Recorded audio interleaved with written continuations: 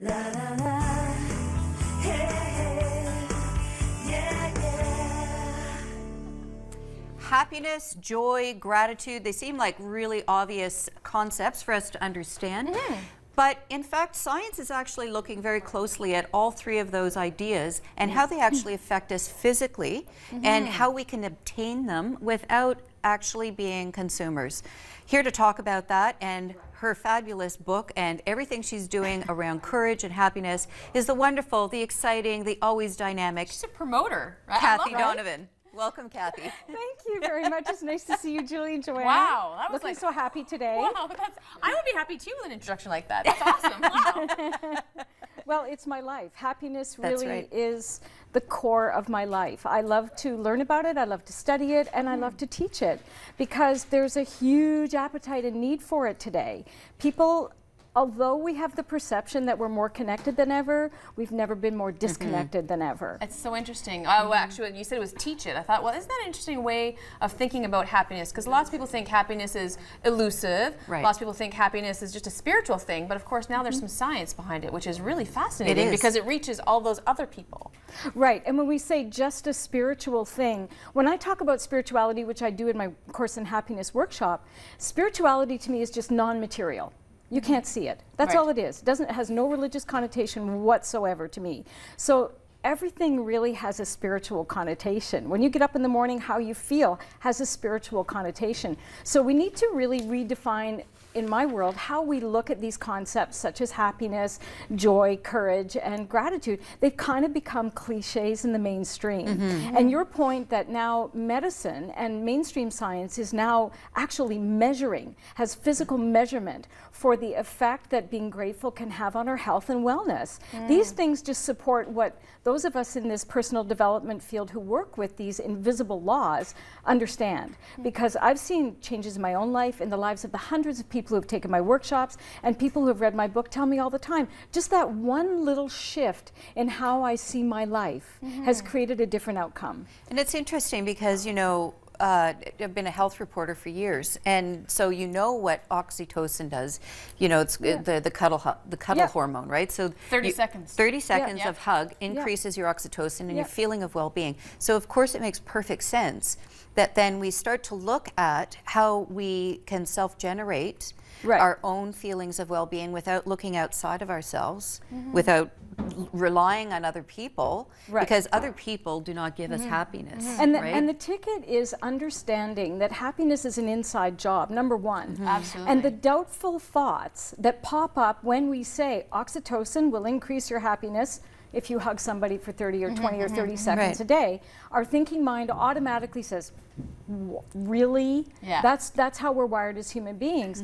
So I provide tools and ideas that help us to shift and doubt the doubtful thoughts. Because that's where happiness comes in. When we doubt the doubtful thoughts, our thinking mind is a beautiful servant, but in North America we've made it the master. Yes. Right. Yep. So that's many true. times we're running hither and yon, trying to figure out how to get happy, when really it's right over here. Hello, all we have to do is appreciate what we already have. Learn to have courage to bring more of what we really, really want into the world, and knowing what we really want. So there's a process to getting to it, and again, it goes back to that spirit, that non-material. Right. Yes, exactly. That's what's so important about it. Well, and you said something earlier that really hit a note here for me, is saying being grateful and happiness. So how do those two relate? Like being grateful and being forgiving, I guess, is what one of the That's things you another said. one. Yeah, there's forgiveness Yeah. and courage. So in my book, I teach 8 principles, from gratitude and courage to surrendering the stories that don't serve you, to forgiving other people, to practicing with compassion and kindness,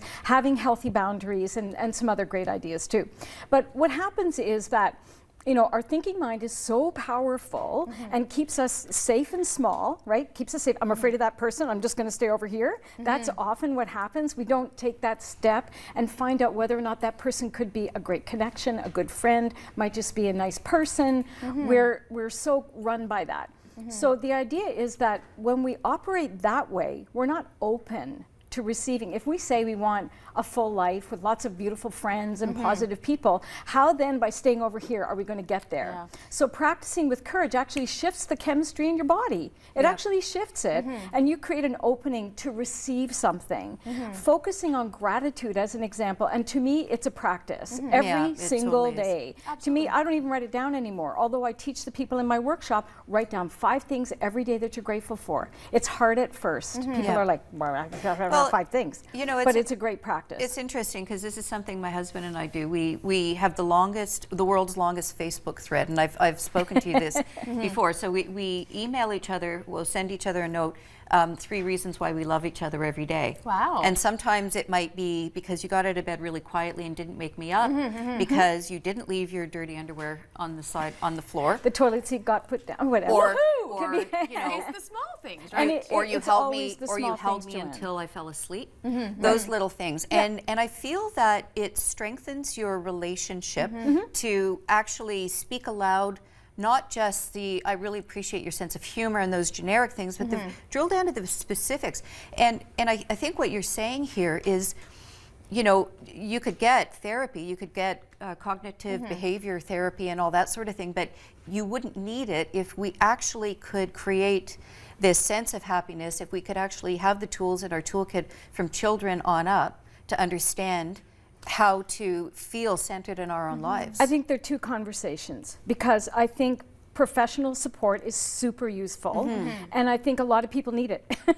And a lot of people are afraid to admit they need it, to Right. ask for help. If you have a broken leg, you don't walk around with a broken leg, you get help. Yeah. Yeah. When you don't feel well in your thinking, in how you feel about yourself, in your life and what's around you, get help. Yeah. It's super Communicating. helpful. That's Yeah. what For I'm hearing hi- a lot from both of you. Is Yeah. It's about communicating. Yeah. It's right? about being aware of what's going on in your life, being mindful of your life, and this precious gift that each one of us has been given as a life. We're encouraged to take everything for granted, and I encourage people to take nothing for granted. Learn how to appreciate everything you have. If what you want is to live an abundant life, notice the abundance you already have. So Absolutely. that's really it's about shifting the energy that you have, because physicists teach us all matter is energy. Einstein was a very smart man, and he taught us that we have to notice everything as a miracle, Yes, or that's nothing right. as a miracle. So you have a course, just before we go, you have a course that you're doing? I teach courses in happiness. I have a 1-day event on April the 10th called Refresh Your Refresh. Passion. Nice. And I invite other speakers to come with me. It's called an unseminar, because we do it in a totally Awesome. different way. We have lots of fun. And people can get in touch with you. Through all the information you're going to All give the them. on infor- the- oh, we got all it. right. We got it. Awesome. That's Well, great. Thank you so much for It's coming, my pleasure. Kathie. Thank you for Always having a me. joy. Yeah.